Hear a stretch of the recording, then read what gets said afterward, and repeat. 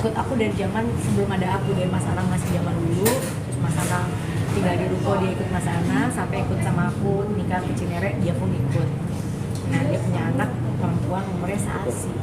Nah jadi karena dia si Mas P ini nikah sama Mbak di rumahku juga, terus mereka pisah, anaknya dibawa sama si Mas ini, dibawa ke kampungnya ke orang tuanya untuk menjaga karena si Mas P ini kan harus kerja di kita. Nah tiba-tiba kok 6 bulan ini si Mas P yang kerja sama aku nih kayak orang yang suka kayak nangis, terus minta pulang kamu, nangis minta pulang kamu, kenapa sih gitu. Suatu waktu tanya sama Sari, dia bilang kayaknya anak saya tuh pegang-pegang, dilecehkan lah sama orang di ternyata aku bilang udah tuh, tapi udah digubris lagi katanya dia mau pulang aja. Nah satu malam aku mau datang ke Jepang, hari besoknya sore itu tiba-tiba dia tuh nangis-nangis ke depan di belakang Mountain. Kenapa katanya? Ya anak saya katanya udah dilakukan kekerasan yang lebih daripada dipegang-pegang.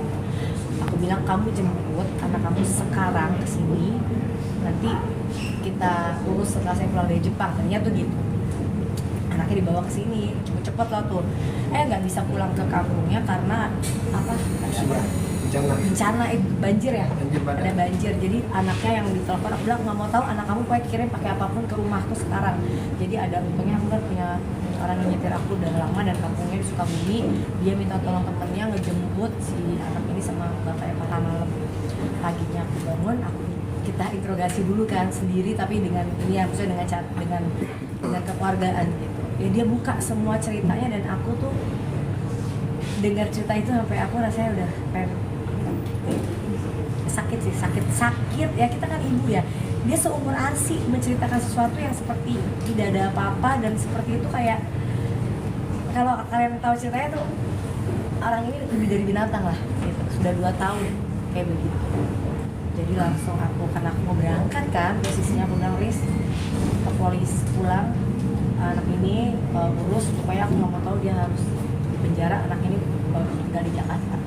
Karena tahun baru nggak bisa kan, terus jalan aksesnya nggak bisa dan lain-lain. Jadi anaknya diajak Aris liburan dulu di sini buat jalan-jalan sampai tahun baru. Setelah tahun baru tanggal 2 baru Mas Aris dengan karyawanku yang lain ke sana, lapor ke kepolisian. Saat dia bikin laporan, dia jadi saksi, gini, dia sudah mengaku dan sekarang lagi proses hukum. Ya kita ikutin proses hukum yang ada ya. Tapi aku yakin bukan hanya nanti hukuman berat yang aku minta, tapi aku yakin kadang di penjara orang-orang yang melakukan kejahatan seksual predator kayak gitu disiksa banget sama orang-orang yang ada di sana. Aku berdoa banget kalau nggak ada. Aku berdoa banget, aku bilang Keris supaya segera harus ditahan. Aku mau ke sana belum sempat karena aku baru pulang juga.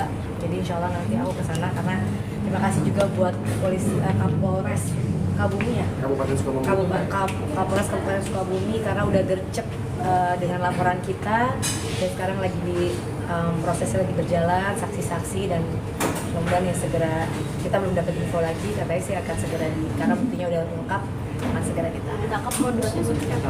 Hah? Modusnya gimana? Modusnya ya orang sakit jiwa aja kan gitu kan, orang sakit jiwa aja lebih baik daripada dia. Nah dia udah apa tuh namanya nggak ngerti lagi. Dia kasih duit jajan. Dia kasih 5.000, terus tau nggak tempat dia melakukannya tuh di kandang kandang mau.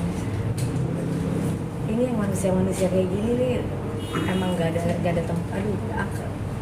Ini kan kita di daerah ya, di kota aja udah banyak ya, apalagi di sana kayaknya kalau anak-anak itu cerita tuh kayak udah ya memang ini udah nasib kedua kayak gini.